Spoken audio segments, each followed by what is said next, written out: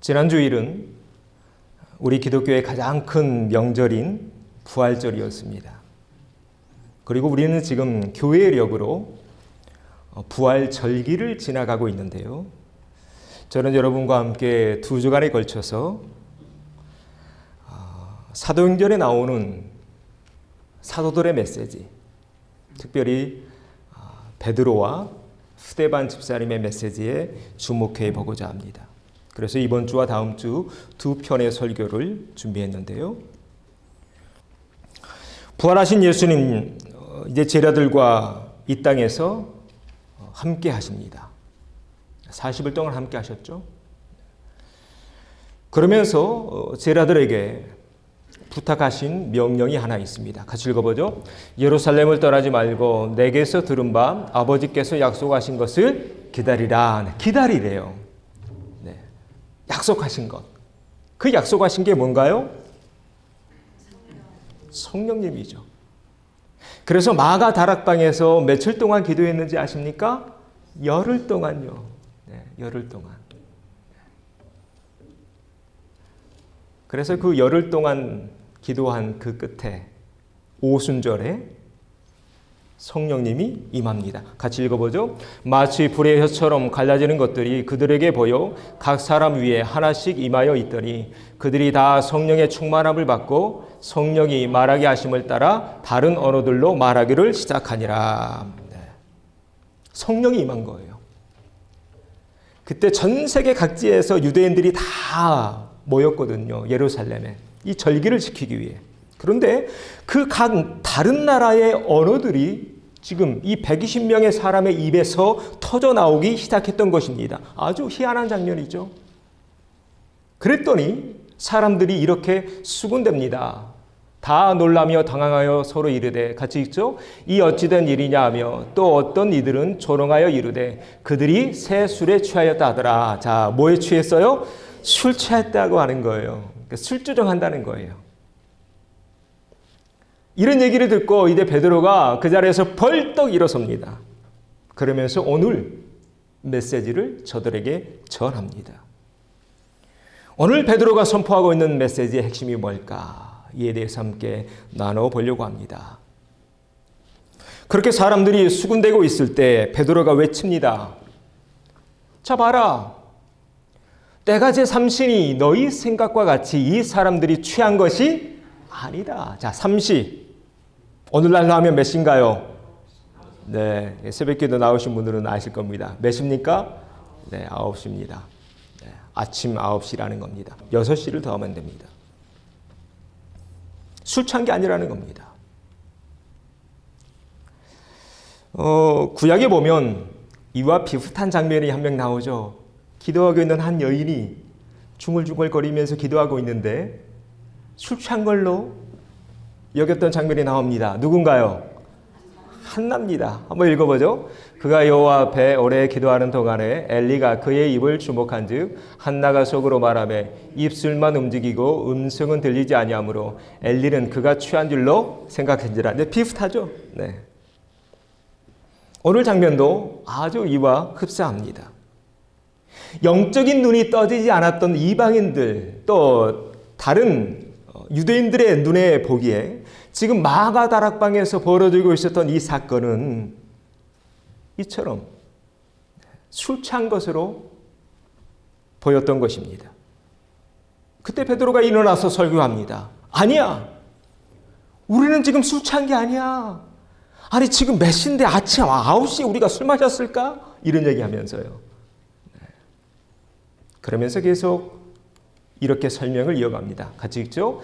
이는 곧 선지자 요엘을 통하여 말씀하신 것이 일렀으되 하나님이 말씀하시기를 말세에 내가 내 영을 모든 육체에 부어주리니 너희의 자녀들은 예언할 것이요 너희의 젊은이들은 환상을 보고 너희 늙은이들은 꿈을 꾸리라. 네. 지금 이 말씀 베드로가 선언하고 있는 설교하고 있는 말씀입니다. 우리가 지금 이 말씀 너무나 잘 알고 있죠? 너희 자녀들은 예언할 것이요 너희 젊은이는 환상을 보고 늙은이는 꿈을 꾸리라. 이게 원문이 있습니다. 구약 어디 나올까요? 같이 읽어보죠. 그 후에 내가 내 영을 만민에게 부어주리니 자녀들이 장래일을 말할 것이며 너희 늙은이는 꿈을 꾸며 너희 젊은이는 이상을 볼 것이며. 네, 여기 나오죠. 요엘서예요. 지금 이 말씀, 이 구약의 말씀이 이루어지고 있다는 것입니다. 어디에서? 마가의 다락방에서요. 구약의 말씀이 지금 이루어지고 있어. 아니야. 우리 수치한 게 아니야. 구약의 말씀, 그 선지자들의 말씀이 우리를 통해 보여주고 있어. 이것이 예수님 부활 이후에 사도들이 이 세상을 향해서 던졌던 첫 번째 메시지였습니다. 말씀이 이루어져 가고 있다. 누구를 통해? 이 120명의 제자들을 통해. 그리고 오늘도 이 말씀은 이루어져 가고 있다. 누구를 통해? 바로 우리를 통해. 우리가 이 사도행전의 역사를 계속 이어가고 있으니까요. 자, 옆에 있는 분들과 이렇게 한번 인사하시죠. 하나님의 말씀이 당신을 통해 이루어져 가고 있습니다. 하나님의 말씀이 이게 우리 크리스찬의 정체성입니다. 사도행전의 그 역사는 2000년 전에 끝난 게 아니라 지금도 계속해서 쭉 이어져 가고 있다는 거예요. 누구를 통해서요? 바로 우리를 통해서. 이게 사도들이 외쳤던 첫 번째 메시지였습니다. 두 번째 뭐죠? 같이 읽어볼까요? 너희가 죽인 예수님은 메시아였다. 베드로는 계속해서 외칩니다. 이스라엘 사람들아 이 말을 들으라. 너희도 아는 바와 같이 하나님께서 같이 읽죠. 나사렛 예수로 큰 권능과 기사와 표적을 너희 가운데서 베푸사 너희 앞에서 그를 증언하셨다. 누가 예수님을 증언하신 건가요? 하나님이요. 이게 중요합니다. 나사렛 예수라는 사람이 그냥 우리와 같은 일반인이 아니라 하나님의 아들이었다는 것은 바로 하나님이 증언하고 있어. 그런데 저들 유대인들 예수님 어떻게 했나요? 읽어보죠. 그가 하나님께서 정하신 뜻과 미리 아신 대로 내준 바 되었거늘 너희가 법 없는 자들의 손을 빌려 못 박아 죽였다. 너희들을 죽였어. 하나님이 보낸 메시아를. 이것이 오늘 베드로가 하고 있는 설교의 핵심입니다. 자, 그러면 여기서 한 가지 이제 의문이 생깁니다. 그러면 어떻게 이걸 증명할 것인가? 예수님이 메시아였다는 것을 무엇으로 유대인들에게 증명할 것인가? 이렇게 목소리만 높인다고 해서 설득되거나 받아들여지거나 증명되는 건 아니죠. 여러분 자녀를 키울 때도 마찬가지입니다. 어릴 때는 아빠가 윽박지려서 교회 데려올 수 있죠. 그런데 불가능합니다. 커가면서. 설득이 돼야죠. 납득이 되고. 세계적인 베스트셀러 설득의 심리학이라는 책이 있습니다. 전에 몇 번 소개해드렸는데요.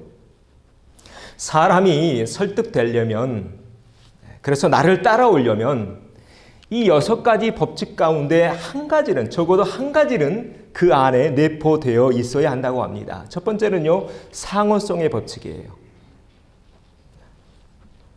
서로 주고받는, 가는 게 있으면 오는 게 있어요. 이게 인간관계가 그래요. 이런 관계가 형성돼야 된다. 두 번째는 일관성, 한결같아야죠. 딴 얘기하면 안 된다는 거예요. 오늘 이 얘기하고 내일 딴 얘기하면 그 사람은 설득력이 없어요. 세 번째, 사회적 증거의 법칙. 그래서 통계를 예를 들죠. 통계가 이렇습니다. 네 번째, 호감의 법칙. 뭔가 호감이 있어야 된다는 거예요. 그래서 참 그런 사람들이 유리하다고 합니다. 잘생긴 사람들이요. 호감이 가잖아요. 또 예쁜 사람들이요. 호감이 가잖아요. 네. 자, 다시 한번 인사합시다. 오늘 참 호감 있어 보입니다.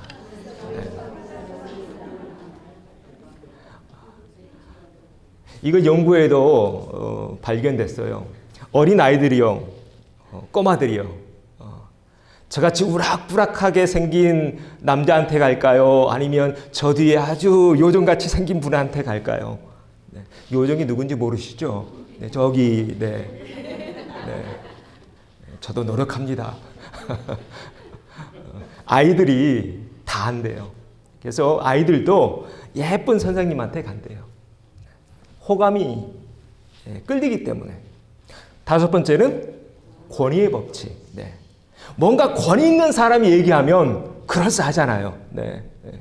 저같이 시원찮은 목사가 얘기하면 별로 설득이 안 돼요.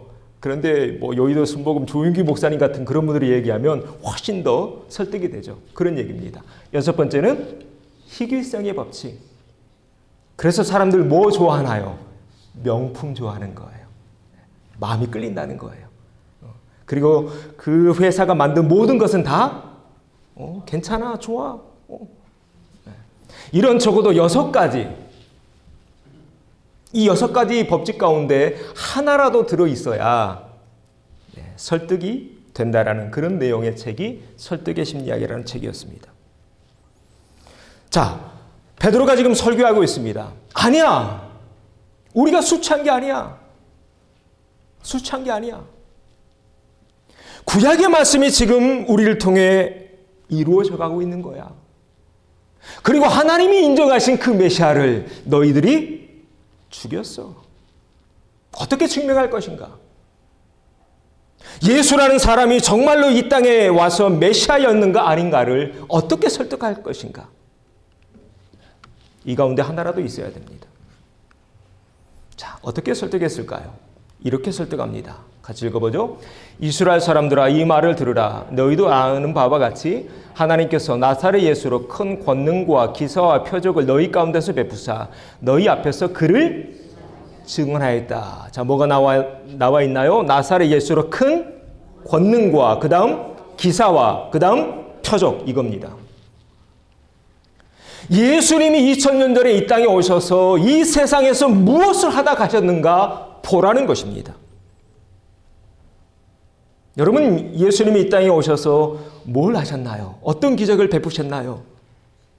오병이어의 기적, 물 위를 걸으시고 죽은 자를 살리시고 또 포도주, 물을 포도주로 바꾸시고 또 눈먼 자, 또 에바다, 어린 소녀 달리다금, 이런 표적들이요. 이렇게 셀 수 없는 권능과 기사와 표적들이 예수님이 누구라는 것을 증명해줘요? 메시아.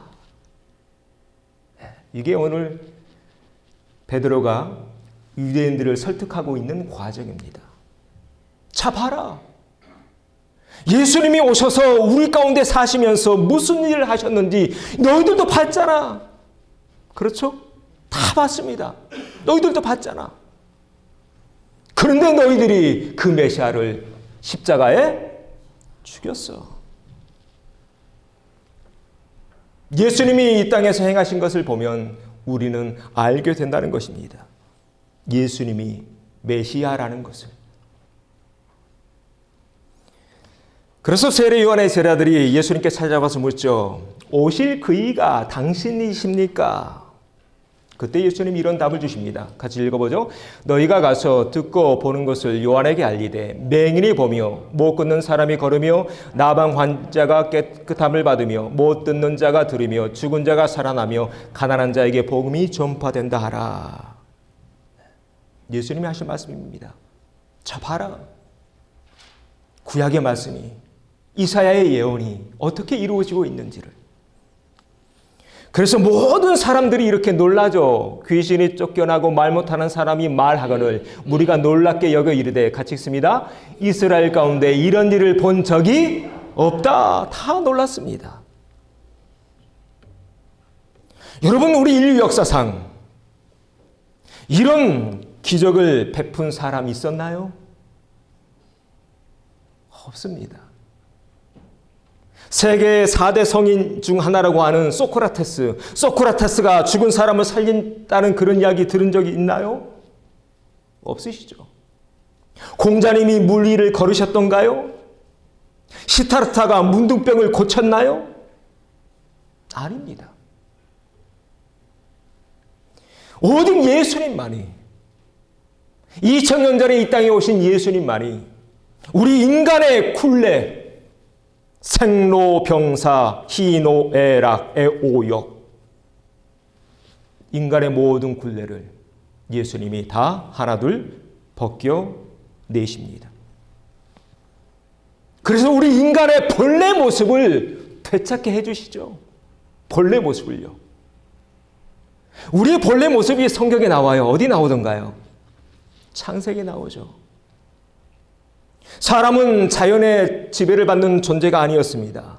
동물의 지배도, 질병의 지배도 받는 존재가 아니었습니다. 사람은 배고픈 존재도 아니었습니다. 서로 미워하고 헐뜯는 존재도 아니었습니다. 본래 우리는 그랬다는 것입니다. 에덴 동산에서. 바로 그런 본래 인간의 모습이 바로 이러함을 예수님이 2000년 전에 이 땅에 오셔서 우리에게 보여주신 겁니다.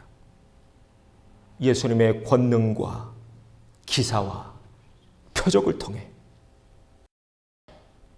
그래서 선지자들은 우리에게 말합니다. 사도들은 말합니다. 예수님이 우리에게 복된 소식이야.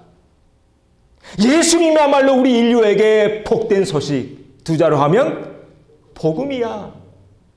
복음이야.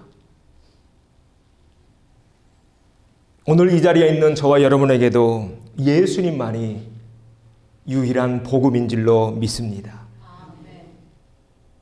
그래서 예수님이 이렇게 외치죠. 읽어볼까요? 내가 곧 길이요 진리요 생명이니. 여러분 자신 있게 지금 예수님 외치고 있습니다. 내가 곧 길이다 진리다 생명이다. 여러분 수많은 사람들이 이 세상에 왔습니다. 수많은 성인들이 우리 주변에 있습니다. 그 사람들 가운데 이렇게 외친 사람 본 적 있나요? 없죠. 예수님은 그러나 외칩니다. 내가 곧 길이고 진리고 생명이다. 이 길에 들어선 우리야말로 이 세상에서 가장 행복한 사람들인 줄로 믿습니다. 우리 옆에 있는 분들 이렇게 축복해 주시죠. 당신이야말로 복받은 사람입니다.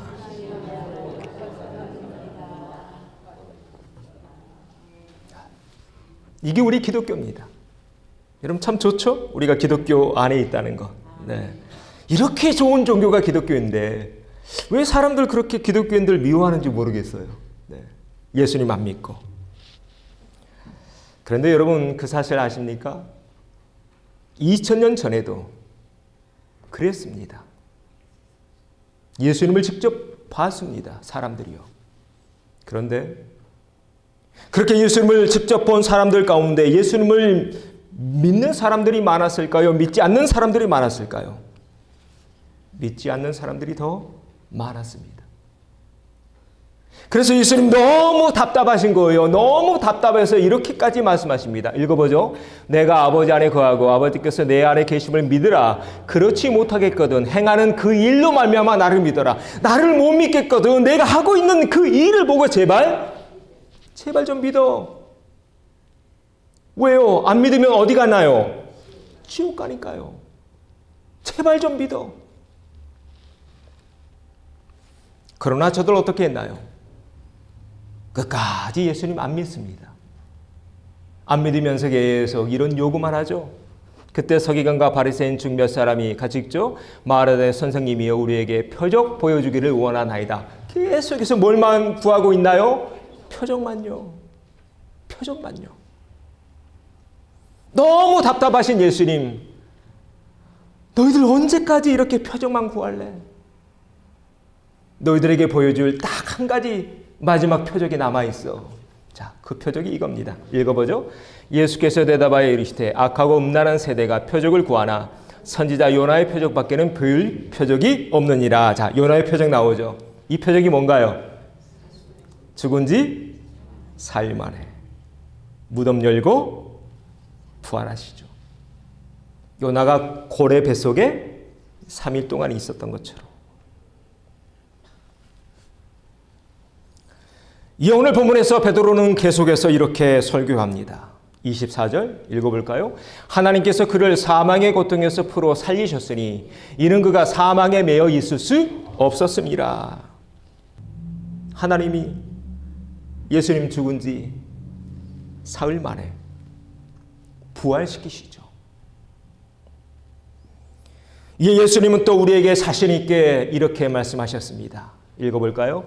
나는 부활이요 생명이니 나를 믿는 자는 죽어도 살겠고 무릇 살아서 나를 믿는 자는 영원히 죽지 아니하리니 이것을 네가 믿느냐? 이것을 네가 믿느냐? 여러분 믿으십니까? 세상이 어떻게 흘러가든지 이 믿음 위에 거하는 저와 여러분 되어야 할 줄로 믿습니다. 자, 우리 옆에 있는 분과 이렇게 한번 인사합시다. 끝까지 믿음 지킵시다.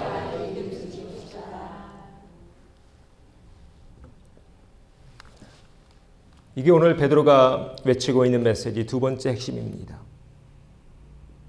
예수님이 메시아인데 너희들이 그 메시아를 죽였어. 세 번째입니다. 읽어보죠. 다윗의 시편이 증명하고 있다.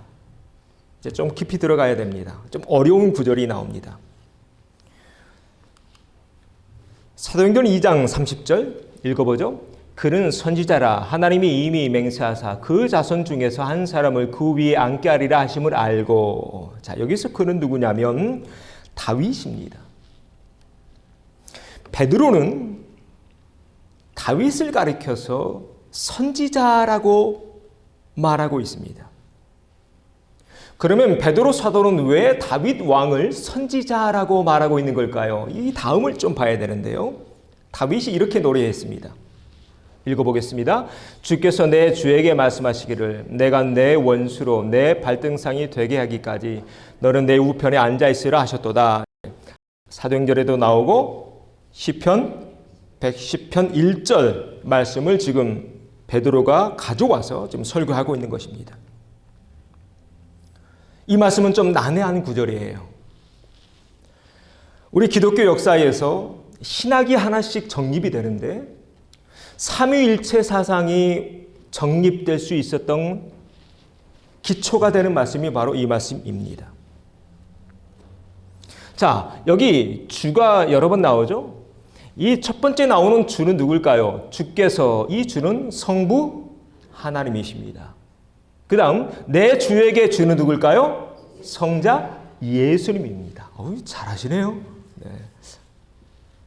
그러니까 성부 하나님이 성자 예수님에게 하고 있는 이 말씀을 다윗이 환상 속에서 본 것입니다. 그 환상을 보고 쓴 시가 시편 110편 1절입니다. 성부 하나님이 성자 예수님에게 무슨 말씀을 하셨을까요? 내가 내 원수로 내 발등상이 되게 하기까지 너는 내 우편에 앉아있으라.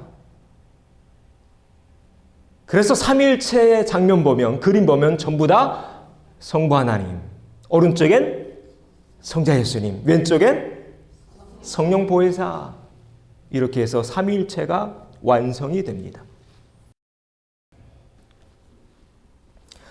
자, 다윗이 환상 속에서 이 장면을 보고 시를 썼던 거예요. 그래서 베드로가 다윗을 누구라고? 선지자라고 말하고 있는 것입니다. 예수님도 이 시편을 인용하신 말씀이 나오는데요. 쭉 변론하는 그런 장면에서 예수님이 바리새인들에게 이르기 묻습니다. 한번 읽어보죠. 다윗이 그리스도를 주라 칭하였은즉 어찌 그의 자손이 되겠느냐? 그 당시 사람들이 생각하고 있었던 모든 관념과 상식을 엎어버리는 것입니다. 그 당시 사람들은 그리스도가 누구의 후손이에요? 다윗의 후손이에요. 아니야. 아니야, 니네들 잘못 알고 있어. 다윗이 그리스도를 주라 칭하였은즉 어찌 그의 자손이 되겠느냐. 땅에 있는 것 가지고 하늘에 있는 원칙을 풀려고 하지 마. 그러면 실수해. 그랬더니 바리새인들 한마디도 대꾸 못하고 조용히 사라져버리죠. 다시 오늘 본문으로 돌아옵니다. 베드로가 다윗의 시편을 떠올리면서 다윗이 주라고 불렸던 바로 그분 그리스도를 너희들이 죽였어 라고 외칩니다. 그러면서 마지막 한마디를 덧붙입니다. 같이 읽습니다.